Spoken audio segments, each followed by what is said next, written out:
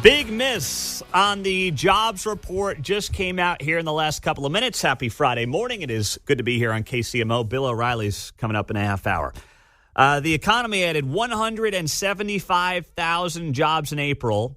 The expectations were for 238,000 jobs. The unemployment rate rose to 3.9%, above the expectations of 3.8%. So the positive, the rosy spin on this is that the economy has added jobs for 40 consecutive months.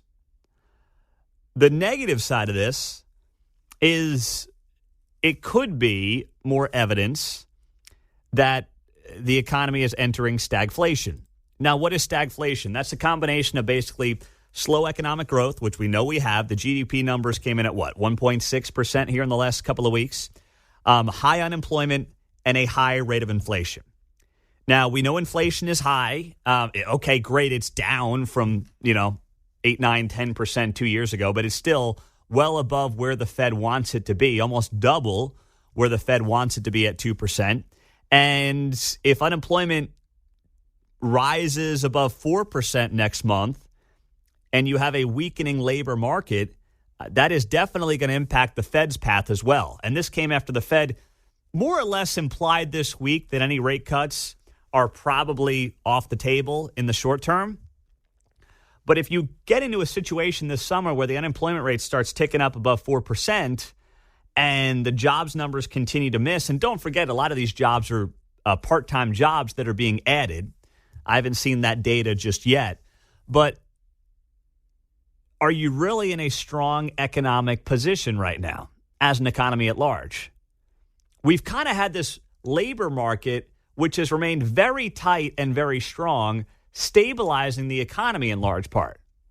Now, maybe it's also people picking up second jobs, picking up part-time jobs, just trying to have the money to live the same life that they were living 3-4 years ago. That is happening across the board. That's indisputable. We know that.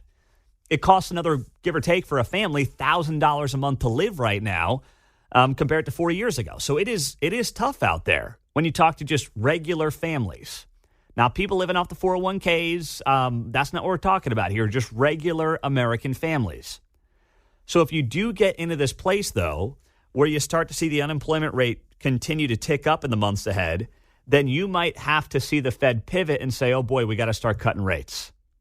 But then what do you do about inflation if inflation is still running kind of hot? And the latest numbers we have show that inflation is still running hotter than the Fed wants it to be running. So where did the jobs this month come from, by the way? And why did they miss expectations?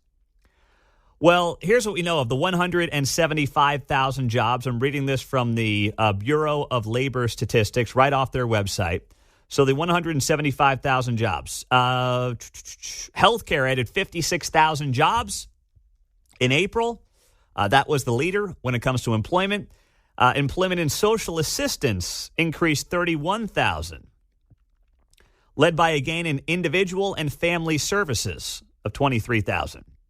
Transportation and warehousing added 22,000.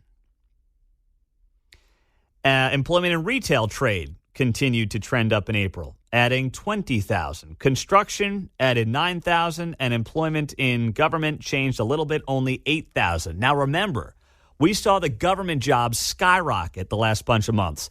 The government jobs were in large part making up for some of these job gains. I mean, we saw the government being one of the biggest adders of jobs in the entire economy, along with healthcare.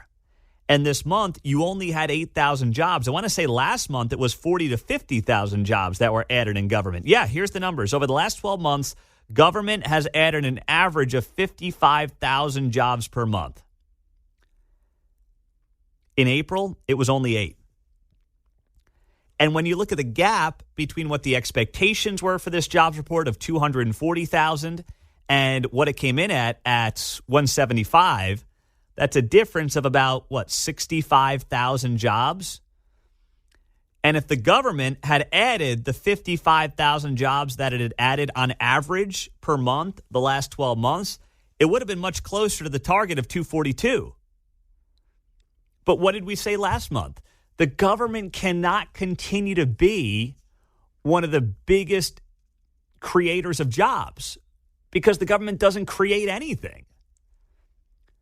The government doesn't do anything outside of spend money that is made from the private sector, right? It can't function without the private sector because there's no money for the government because it doesn't create anything on its own.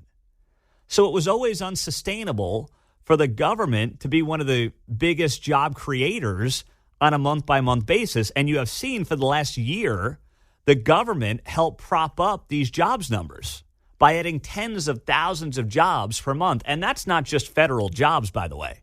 That's not like, the IRS agents that we've been hearing about for 2 years.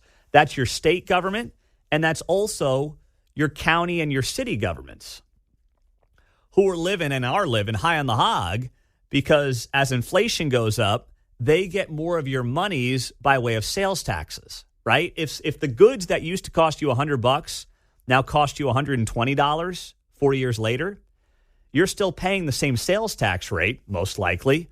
Let's say it's 7, 8, 9%. Well, 7, 8, 9% on 120 is much more than 7, 8, 9% on 100 for every transaction that's going on.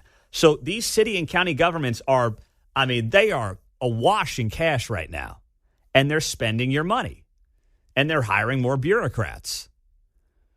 But eventually that had to end. That had to slow down. I don't know if this is just an off month for the government hiring people.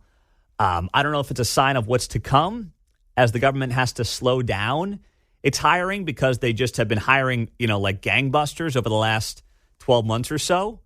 But it is telling to me that the jobs report had a huge miss, and in large part, a government across the board that was adding 50+ thousand jobs per month added only 8,000 jobs in April.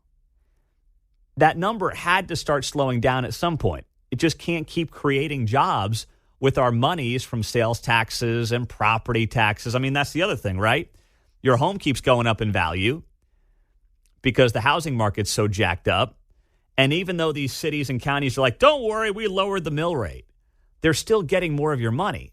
They're lowering the mill, but your property taxes are still going up because they're not lowering the mill to the point of making it revenue neutral for them. But they get to tell you, if you're uninformed, that, hey, we're lowering the mill rate.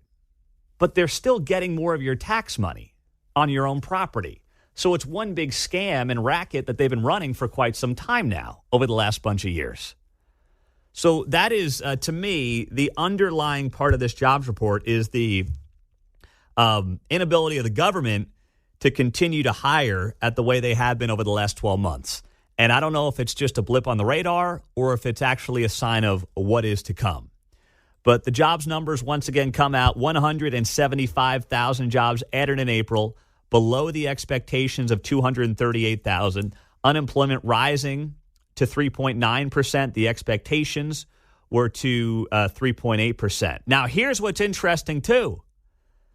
Dow futures in the last few minutes have soared 500 points after the April jobs data comes in below expectations. Why might that be? Is it possible that the markets are now thinking, well, Powell has to start cutting rates because of a weakening labor market? The markets are liking this right now as they get set to open up in 45 minutes.